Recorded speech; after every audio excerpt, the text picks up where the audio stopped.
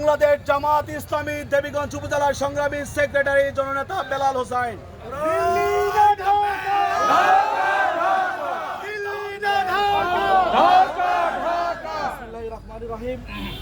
সংগ্রামী সাথী বন্ধুগণ, সংগ্রামী দেবীগঞ্জবাসী, আসসালামু আলাইকুম ওয়া রাহমাতুল্লাহি ওয়া বারাকাতুহু।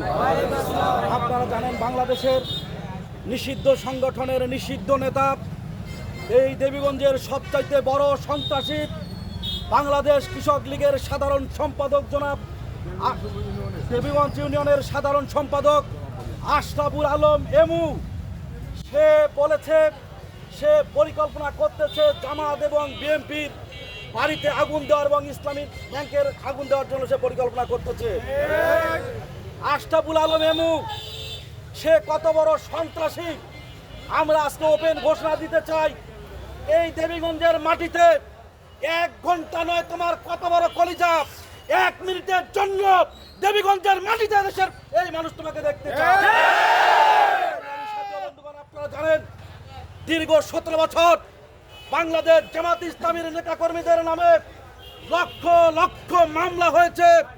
লক্ষ লক্ষ নেতা কর্মীদেরকে বিনা অপরাধে, বিনা ওয়ারেন্টে, বিনা মামলায় গ্রেফতার করে তারপর জেলে ভরানো হয়েছে।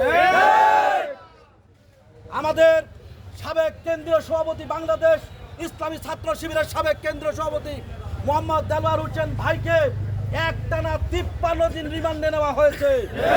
তার হাতের এবং পায়ের সমস্ত নখ প্লাস দিলে তুলে ফেলা হয়েছে। তাকে পায়খানা টয়লেটের কমেডে মুখ দিয়ে বলা হয়েছে, তোরা না আল্লাহকে ডাকিস, এখন তোর আল্লাহ কই, এখন তোর আল্লাহকে ডাক। এইভাবে পৈশাচিক কায়দায় জামাত শিবিরের উপরে নির্যাতন চালানো হয়েছে। বাংলাদেশ জামাত ইসলামের একটা ছোট্ট কর্মী, আমার নামে পর্যন্ত 10টা মামলা হয়েছে, 4 বার জেল খেটেছি, রিমান্ডে ছিলাম 2 বার। বাংলাদেশ জামাত ইসলামীর সাবেক অ্যাসিস্ট্যান্ট সেক্রেটারি জেনারেল জনাব রফিকুল ইসলাম খান, তার নামে মামলা হয়েছে 150-র উপরে। এইভাবে লক্ষ লক্ষ মামলা হয়েছে। সম্মানিত উপস্থিতি, আমরা জানতে চাই বাংলাদেশ আওয়ামী লীগ তারা 17 বছরে এত বেশি পাপ কাজ করেছে, তাদের পাপের বোঝা এতটাই ভারী হয়েছে, স্বয়ং তাদের দলের সাধারণ সম্পাদক ওবায়দুল কাদের বলেছে যেদিন আওয়ামী লীগ ক্ষমতায় থাকবে না সেদিন তাদের 3 লক্ষ মানুষকে হত্যা করা হবে, বলে নাই? কিন্তু আজকে জুলাই অভ্যুত্থানের 10 মাস পার হয়েছে, এই দেবীগঞ্জে কিংবা সারা দেশে তাদের 30 লক্ষ তো দূরের কথা, 30 জন আওয়ামী লীগের নেতা কর্মীকেও কিন্তু হত্যা করা হয় না। সাথী বন্ধুগণ, আজকে এই দেবীগঞ্জের মাটিতে তারা এখনো ষড়যন্ত্র করতেছে। আমাদেরকে একটা প্রোগ্রাম করলে পুলিশ গ্রেফতার করে, আমরা একটা মিটিং করলে গ্রেফতার করে, চা খাইতে গেলেও গ্রেফতার করে, বিয়ের অনুষ্ঠান থেকেও গ্রেফতার করা হয়েছে। আজকে তারা 17 বছর এত অন্যায় অপকর্ম করার পরে এখন পর্যন্ত কেন আওয়ামী লীগের দেবীগঞ্জ উপজেলার সভাপতি গিয়াস চৌধুরী, তাকে কেন এখন পর্যন্ত গ্রেফতার করা হয়?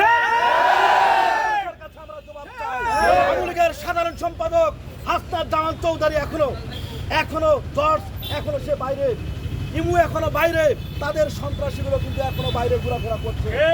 এই বিক্ষোভ সমাবেশ থেকে আমরা জানিয়ে দিতে চাই, এই সমস্ত সন্ত্রাসীদেরকে 7 দিনের মাথায় গ্রেফতার করে আইনের আওতায় নিয়ে আসতে হবে। জনগণ জুলাই অভ্যুত্থানে যেভাবে মাঠে নেমেছিল, তাদের গ্রেফতারের দাবিতে আবার এই জনগণ মাঠে নামে আসবে। আমি তাদেরকে গ্রেফতার করার জন্য থানা প্রশাসনকে অবিলম্বে তাদেরকে গ্রেফতার করার আহ্বান জানিয়ে আমার বক্তব্য শেষ করছি। আসসালামু আলাইকুম।